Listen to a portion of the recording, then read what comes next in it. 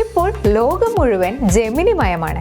Social മീഡിയയിലെ ChatGPTയുടെ കാലം കഴിഞ്ഞു. ഇനി ജെമിനിയുടെ തരംഗമാണ്. ജെമിനിയിലെ വിന്റേജ് സാരി റെട്രോ ലുക്ക്, അതാണ് ഇപ്പോൾ സോഷ്യൽ മീഡിയ ഭരിക്കുന്നത്. വർഷാരംഭത്തിൽ ChatGPTയിലെ ഗിബ്ലി ആയിരുന്നു താരം. എന്നാൽ ഗിബ്ലി എന്ന വൻമരം വീണു. ഇനി ജെമിനിയിലെ നാനോ ബനാന AI കാലം.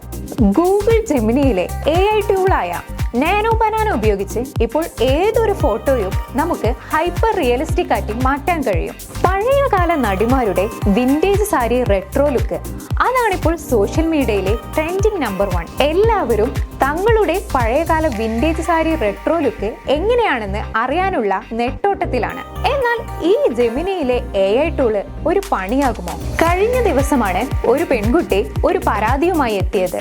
താൻ മറച്ചു വച്ചിരിക്കുന്ന തന്റെ ഇടതു കൈയിലെ മറുക് ജെമിനിയിലെ AI ടൂളിൽ കൃത്യമായി വളരെ വ്യക്തമായി ആ മറുക് വെളിപ്പെടുത്തിയിരിക്കുന്നു. ഇതായിരുന്നു അവളുടെ പരാതി. ഈ AI ടൂള് തങ്ങളുടെ സ്വകാര്യതയിലേക്ക് എത്തി നോക്കുന്നുണ്ടോ എന്ന ആശങ്കയിലാണ് ഒരു കൂട്ടം ജനവിഭാഗം. അതുകൊണ്ട് തന്നെ ഭാവിയിൽ ജെമിനി ഒരു ഭീഷണിയാവാതിരിക്കാൻ വേണ്ടി നമ്മുടെ വ്യക്തിഗത വിവരങ്ങൾ അടങ്ങിയ ആധാർ കാർഡ്, അതുപോലെ പാസ്പോർട്ട് തുടങ്ങിയ വിവരങ്ങളോ ചിത്രങ്ങളോ ഒന്നും തന്നെ ജെമിനിക്ക് നൽകാതിരിക്കുക.